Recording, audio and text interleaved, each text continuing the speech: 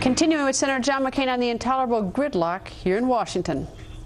To me, we're really sort of at the end of the line. The message went out to many people on Election Day that the American people have a very different view and they want things done. I mean, even today with your letter, which is basically, you know, a shot across the bow to the Democrats, you know, you do this or we're not going to move the agenda forward.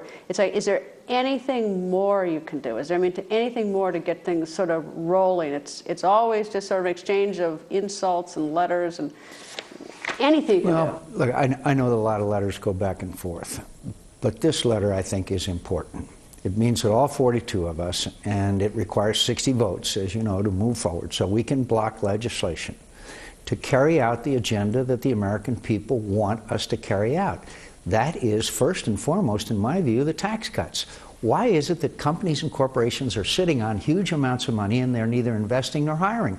They don't know what their tax status is going to be next year. So what is the justification? We are trying to force the Democrats and the administration to take up the issue that right now is of salient importance. But it's been of salient importance of a long time. I mean, what's been the delay? Is it politics? I mean, don't they care about the American people? Are they so busy doing other things? But this is not like a big surprise, and you know, this is appalling that it has taken this long.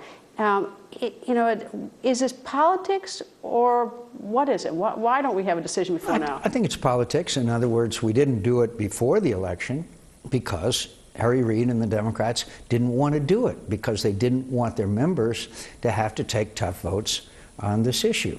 So now here we are in a lame duck session quacking around with people who are voting who have either been voted out or are retiring with a new Senate, 13 new senators, and waiting in the wings, and 63 new Republican House members waiting to run the government in response to the will of the people. This Congress is not functioning in response to the will of the people. Well, that seems very selfish and very wrong. If Yes. That's, you know, we should take the tough vote, or you should take the vote, not game us. I don't mean you, but I mean as an institution, we shouldn't be gamed as the American people.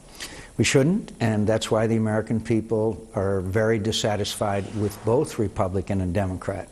You know, the lesson from this election is that people want change. It isn't that they have fallen in love with Republicans.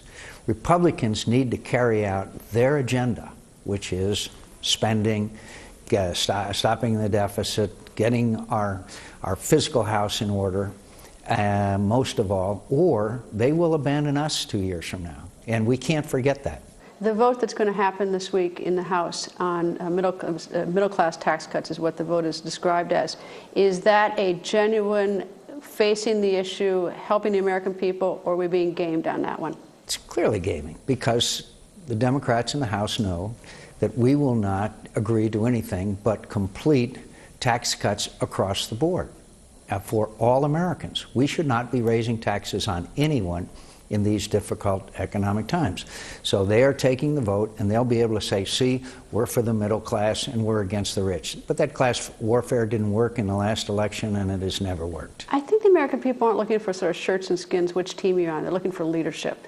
And I guess that's, you know, and that's why I go back to that meeting yesterday where, you know, we had the leaders of both parties and the President of the United States, and this was the big chance to sit in the room and finally, you know, do something, and instead it got outsourced.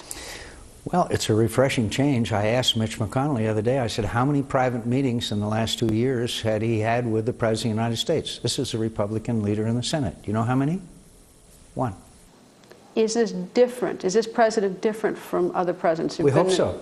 We hope that he is like Bill Clinton was in 1994. But is he different in that we've gotten to this point? I mean, he ran, as I don't need to remind you, on the platform of change. Is he a change? I mean, is Washington better or different since he came into office? Well, I think we've seen the size of government dramatically increase. I think we've seen them in the private sector in a way that none of us ever thought we would live to see. I think we have. We have seen an increase in trillions of dollars in the national debt and deficit. I think 1.35 trillion just this year. We have mortgaged our children's futures. It didn't begin with this administration, but it accelerated rather dramatically. So we have seen a health care bill of size and magnitude that is staggering, which really does nothing to address the problem with healthcare in America, and that's the cost. So yes, we've seen quite a bit in the last 2 years.